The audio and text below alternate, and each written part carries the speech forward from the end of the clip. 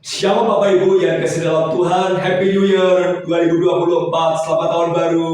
Senang sekali bisa menyapa saudara dan ini adalah kesempatan untuk kembali berkarya di tahun yang baru. Saya percaya saudara makin semangat, makin sehat, bahkan makin berbuah demi kemuliaan nama Tuhan. Nah, kita bersyukur tema 2024 untuk gereja kita adalah pemuritan kunci keserupaan dengan Kristus. Tapi fokus pada renungan kita di bulan Januari ini adalah dimuridkan untuk memuridkan. Mari perhatikan 2 Timotius pasal 2 ayat yang kedua.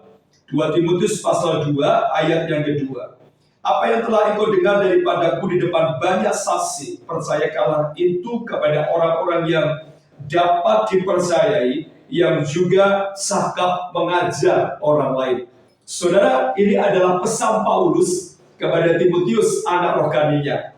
Dan Paulus berkata, apa yang telah engkau dengar daripadaku di depan banyak saksi, percayakanlah kepada orang-orang yang dapat dipercayai, yang juga sakap mengajar orang lain. Saya percaya ketika bicara tentang dimuridkan dan untuk memuridkan, dari kata murid itu sudah tidak asing buat kita. Kenapa? Karena sejak kecil kita sudah biasa disebut sebagai murid. Waktu kita TK, waktu kita SD, waktu kita SMP, waktu kita SMA, bahkan dalam dunia pendidikan, kata murid bukan hal yang asing. Di mana kita harus duduk, mendengarkan, diajar, dinasehati, diarahkan, dan diperlengkapi. Nah, sama dengan kehidupan kita di dalam Tuhan. Paulus berkata kepada Timotius, supaya Timotius mempercayakan apa yang sudah didengar oleh Paulus kepada orang-orang yang dipercayai. Hal ini senada dengan apa yang Yesus sampaikan dalam amanat agung dalam Matius pasal 28 ayat 19. Karena itu pergilah jadikan semua bangsa muridku dan baptislah mereka dalam nama Bapa dan Anak dan Roh Kudus, dan ajarlah mereka melakukan segala sesuatu yang telah kuperintahkan kepadamu, dan ketahuilah aku menyertai kamu senantiasa sampai akhir zaman. Jadi sama kalau dalam dunia pendidikan kita pernah jadi murid, dan sama dalam konteks kerohanian Tuhan juga mau kita menjadi murid. Tapi saudara, Tuhan juga mau supaya kita bukan hanya jadi murid, tapi juga memuridkan. Karena ketika proses dimuridkan dan memuridkan itu terjadi, maka gereja akan bertumbuh, maka rohani akan kuat, bahkan kita melihat ada banyak pemimpin baru akan dihasilkan.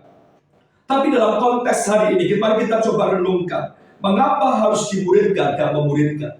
Yang pertama, dari sisi orang percaya harus dimuridkan. Kenapa? Kalau kita tidak dimuridkan, tidak mungkin kita bisa memuridkan.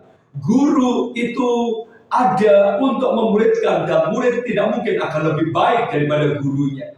Jadi, poin yang pertama adalah orang percaya harus dimuridkan. Sama seperti dalam konteks Matius 28 ayat 19. Karena itu pergilah jadikan semua bangsa murid. Jadi tinjauan Tuhan, target Tuhan, bukan hanya 1-2 orang yang dimuridkan, tapi seluruh bangsa, semua bangsa. Dan kata murid itu diambil dari kata bahasa Yunani-nya matetes, yang artinya mengikuti jejak guru. Orang percaya harus mau dimuridkan. Sebab ketika kita dimuridkan, Bapak Ibu, kita akan diarahkan. Ketika kita dimuridkan, kita akan diberi nasihat. Ketika kita dimuridkan, kita akan menjadi orang-orang yang jauh lebih baik. Kenapa? Jujur saja, rata-rata kita semau kita, rata-rata kita hanya berjalan sesuai dengan apa yang kita pandang baik. Jadi seperti murid-murid Yesus yang dimuridkan, dan akhirnya menjadi orang yang luar biasa. Saya berharap seluruh jemaat Ebenezer dan Sion, mari jadilah orang yang mau dimuridkan. Ketika kita dimuridkan berarti butuh kerendahan hati. Ketika kita dimuridkan berarti butuh sebuah ketundukan. Ketika kita dimuridkan berarti butuh sebuah hati yang mau belajar. Yang kedua, bukan saja kita menjadi orang percaya dimuridkan, tapi yang kedua, jadilah orang percaya yang memuridkan. Paulus berpesan kepada jemaat yang ada di Efesus, secara khusus kepada Timotius yang menjadi gembala dalam konteks itu. 2 Timotius pasal 2 ayat yang kedua. Apa yang telah engkau dengar daripadaku di depan banyak saksi, Percayakanlah itu kepada orang-orang yang dapat dipercayai, yang juga cakap mengajar orang lain. Paulus sedang mengajarkan kepada Timotius untuk dia dapat memilih orang-orang kunci yang dimuridkan dan membantu dalam tugas pelayanan. Sama dalam gereja, Tuhan mau setiap kita menjadi orang yang memuridkan. Bukan saja memuridkan, bukan saja dimuridkan, tapi juga memuridkan. Bukan saja maunya diberi, tapi juga bukan saja maunya hanya menerima, tapi juga mau memberi. Hari ini saya mendorong saudara semua, seperti Paulus berkata kepada Timotius, apa yang telah engkau dengar daripadaku dapat banyak saksi. Percayakanlah kepada orang-orang yang cakap mengajar. Saudara, mari jadilah orang yang memuridkan. Para PKS, mari muridkan triparti, anggota-anggota dalam triparti saudara. Bimbing mereka, dorong mereka, nasihati mereka, arahkan mereka, bawa kepada kedewasaan dan keserupaan dengan Kristus. Dan jangan pernah lupa mempercayakan banyak hal, sehingga mereka menjadi pemimpin-pemimpin yang luar biasa. Jadi pesan secara garis besar, konteks ini adalah, mari kita menjadi orang yang mau dimuridkan dan memuridkan. Percayalah, gereja akan kuat, gereja akan bertumbuh, gereja akan dewasa, dan nama Tuhan yang dipermuliakan.